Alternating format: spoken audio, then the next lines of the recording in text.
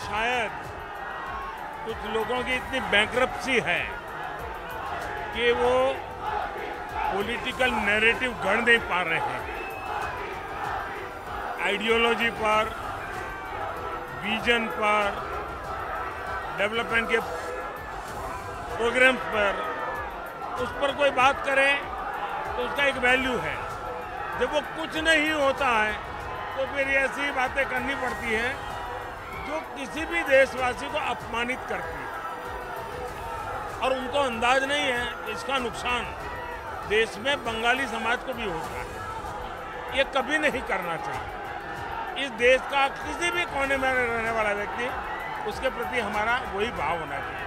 और वैसे तो हम लोग वसुधैव कुटुंबकम वाले हैं, पूरे विश्व को परिवार मानते हैं, तो हमें ये शोभा नहीं देता।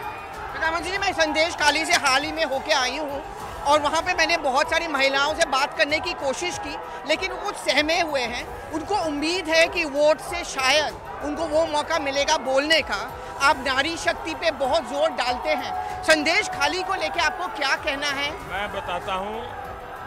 सबसे पहले तो मैं संदेश खाली के उन सभी बहनों का चरण स्पर्श करता हूँ तो उन्होंने इतनी हिम्मत दिखाई, उन्होंने व्यक्तिगत प्रतिष्ठा की चिंता नहीं की, क्या परिणाम हो गए उसकी चिंता नहीं की, और वो इतने बड़े भयंकर षड्यंत्र को उन्होंने लोगों के सामने उजागर किया। मैंने आज मेरी एक सभा थी, तो बहन रेखा पात्रा जी हमारी उम्मीदवार है, मैंने उसका भाषण सुना, मैं आश्चर्यचकित था जी। क्या एनर्जी थी, क्या आइडियोलॉजी थी, क्या फ्लो था। शायद टीएमसी के पास रेखा पात्रा जैसा भी एक ऑरेटर नहीं होगा। झुग्गी झोपड़ी में पली हुई है, मतलब वो भीतर से उसके दिल की आवाज बोल रही थी। जहां तक बीजेपी का सवाल है, हमने दो दिशाओं में काम किया है। एक, नारी सुरक्षा को ध्यान में रखते हुए कानूनी, जैसे हमने रेप के मामले में फांसी की सजा, उस दिशा में हम लोग गए हैं। उसी प्रकार से हमने आरक्षण की व्यवस्था की महिलाओं के लिए। हम 3 करोड़ लखपति दीदी बनाने के लिए काम कर रहे हैं।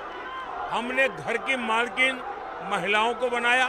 तो एम्पावरमेंट ऑफ वीमेन एक तरफ वो काम है, दूसरी तरफ हम देश में एक वातावरण, आपको मालूम होगा, लाल किले पर मेरा पहला भाषण था, मैं बिल्कुल नया था और मैंने एक सवाल पूछा, कोई मुझे बताए कि बेटी अगर शाम को आने से देर हो जाए तो पूरा परिवार पूछता है कहाँ गई थी, क्यों देर से आई, क्या कर रही थी।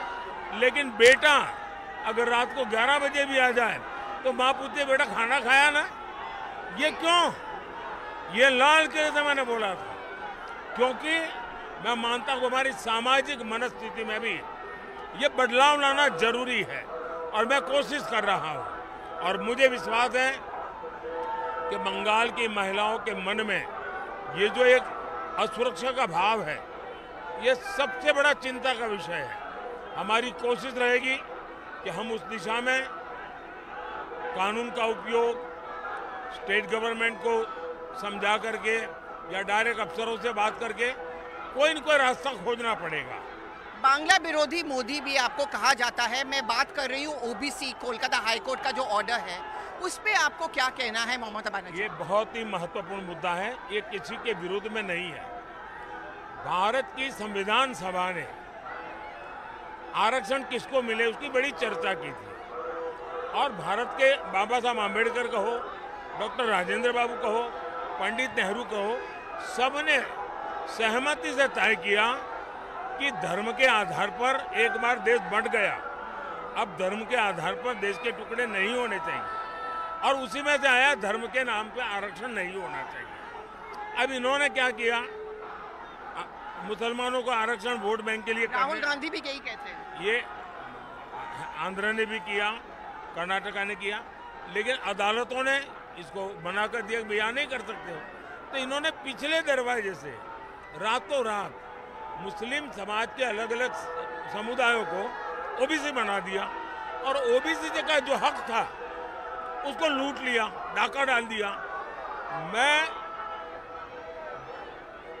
कलकत्ता हाईकोर्ट का आभारी हूं कि चर्चा चल रही थी लेकिन कोई इस पर थप्पा नहीं मार पा रहा। जुडिशरी ने ये सारे पाप को उजागर कर दिया है और इसके कारण देश में एक जो चर्चा पॉलिटिकल लगती थी वो पॉलिटिकल चर्चा नहीं थी, लोगों के अधिकारों की चर्चा थी और उसको एक बहुत बड़ा बल मिला है।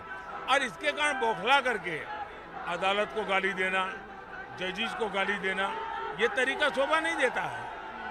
प्रधानमंत्री जी, मैं ज़्यादा सब टाइम आपका नहीं लूंगी, मैं जानती हूँ आप। और एक सवाल और पूछूंगी, यहाँ पे एक प्रॉब्लम है, शुभेंदु दा भी अक्सर हमें बोलते थे नौकरियों की।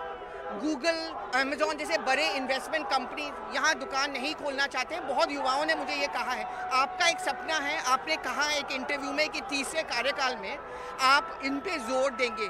बंगाल के लड़कों के और लड़कियों के लिए क्या सपना? देखिए, हिंदुस्तान का इतिहास, पूरे देश को बंगाल ने लीडरशिप दी है। देश की इकोनॉमी को बंगाल ड्राइव करता था। अंग्रेजों का भी मुंह में पानी छूट गया था कोलकाता को लेकर के। पूरी दुनिया पागल होकर के कोलकाता आना चाहती थी। ये महान विरासत है। इस यहाँ के लोगों की टैलेंट, यहाँ के लोगों का सामर्थ्य, यहाँ की भूमि की ताकत, इतनी पैदावार भूमि है, यहाँ के मिनरल्स, यानी एक प्रकार से समृद्धि का भंडार है। लेकिन इन्वेस्टर्स भाग गए क्योंकि पहले लाल झंडे वालों ने बर्बाद करके रख दिया। छुट्टियां, हर दिन हड़ताल। इन्होंने आकर के उसी मॉडल को ले लिया और इन्होंने तो शुरुआत की, कोई इंडस्ट्री ना आए इसकी लड़ाइयां लड़ी।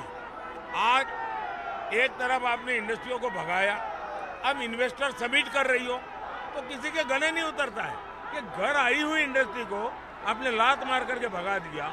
अब आप इन्वेस्टर समिट का नाटक करोगी तो कौन आएगा? आज उत्तर प्रदेश में बहुत बड़ी मात्रा में इन्वेस्टमेंट आ रहा है। क्यों? उन्होंने सुरक्षा का प्रबंध किया, उन्होंने ट्रांसपेरेंसी का प्रबंध किया, उन्होंने ब्यूरोक्रेसी को मोबिलाइज किया। उत्तर प्रदेश जहां पहले आने से लोग डरते थे, आज पूरी कतार खड़ी हो गई है। ये मैं बंगाल में भी देख सकता हूँ। सिर्फ 5 साल के भीतर एक बार यहाँ की सरकार अपनी आदतें बदले, दुनिया यहाँ आने को तैयार है। वायलेंस का डर है यहाँ पे, पोस्ट पोल वायलेंस। इसलिए मैं कहता हूँ सुरक्षा बहुत बड़ी बात है, वरना कोई नहीं आता है। बहुत बहुत धन्यवाद जी। Thank you very much. हमसे बात करने के लिए बहुत बहुत धन्यवाद। पवन सिंह काराकाट में एनडीए के